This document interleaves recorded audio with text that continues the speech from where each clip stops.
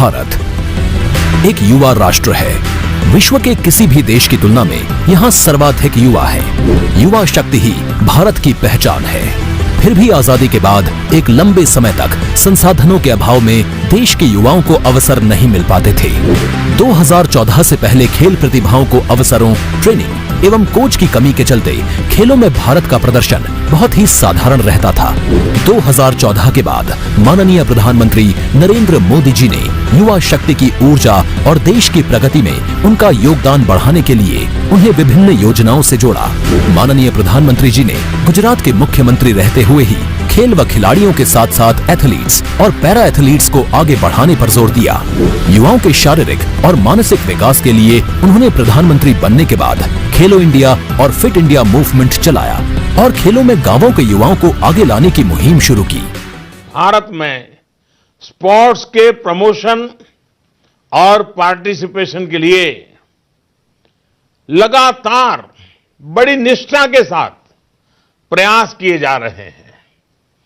Talent की पहचान हो, ट्रेनिंग हो या फिर चयन प्रक्रिया हो, हर तरफ, हर स्टेज पर ट्रांसपेरेंसी को प्रमोट किया जा रहा है। इसका परिणाम अंतर्राष्ट्रीय मुकाबलों में भारत के प्रदर्शन में भी आज हमारे लोग, हमारे नौजवान कुछ न कुछ कर दिखा रहे हैं, हमें देखने को मिल रहा है। भारतीय खेल प्राधिकरण ने स्थानीय युवाओं को अंतर्राष्ट्रीय खेलों तथा ओलंपिक के लिए तैयार करने और पदक प्राप्त करने के लिए टारगेट ओलंपिक पोडियम स्कीम शुरू की, जिसके तहत युवा खिलाड़ियों को वर्ल्ड क्लास ट्रेनिंग के साथ अत्याधुनिक खेल उपकरण व आर्थिक सहायता दी जाती है। अंतर्राष्ट्रीय खेल प्रतियोगिताओं के प्रति युवाओं को तैयार करने के लिए वर्ष 2018 में खेलो इंडिया यूथ गेम्स की शुरुआत की।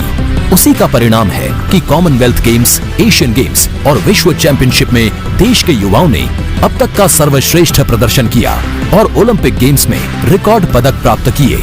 वर्ष 2017 से पहले उत्तर प्रदेश में खेल प्रोत्साहन सिर्फ बातें थी। खेल प्रतिभाएं सुविधाओं के अभाव में आगे नहीं बढ़ पाती थी। वर्ष 2017 के बाद मुख्यमंत्री योगी आदित्यनाथ जी ने प्रधानमंत्री जी के विजन को साकार करते हुए युवा शक्ति के प्रोत्साहन से प्रदेश की तरक्की का रोड मैप तैयार किया। खेल और खिलाड़ियों को बढ़ावा देने तथा उन्हें अंतर्राष्ट्रीय खेलों के लिए तैयार करने के लिए अनेक योजनाएं चलाईं। खेल कोटा के तहत सरकारी नौकरी की व्यवस्था फिर से शुरू की। स्थानीय प्रतिभाओं को निखारने के लिए जनपद स्तर पर खेल प्रतियोगिताओं का आयोजन कराया। माननीय मुख्यमंत्री जी ने कुश्ती और बैडमिंटन को गोद लेने का निर्णय लिया, जिन्हें राज्य सरकार द्वारा आर्थिक सहायता प्रदान की जाएगी। विभिन्न राष्ट्रीय और अंतर्राष्ट्रीय खेल प्रतिस्पर्धाओं में उत्कृष्ट प्रदर्शन करने वाले युवा खिलाड़ियों का राज्य स्तरीय सम्मान किया गया। ओलंपिक में स्वर्ण पदक विजेता को 2 करोड़ रुपए, रजत पदक विजेता को 1.5 करोड़ रुपए, कांस्य पदक विजेता को 1 करोड़ रुपए तथा चौथा स्थान प्राप्त करने वालों को 50 लाख रुपए की सम्मान राशि प्रदान की। साथ ही प्रदेश के ओलंपिक खिलाड़ियों को 25 लाख रुपए की प्रोत्साहन राशि से सम्मानित किया, जो अन्य खिलाड़ियों के लिए प्रेरणा बना। खेलों में उत्तर प्रदेश की एक अलग ही पहचान है।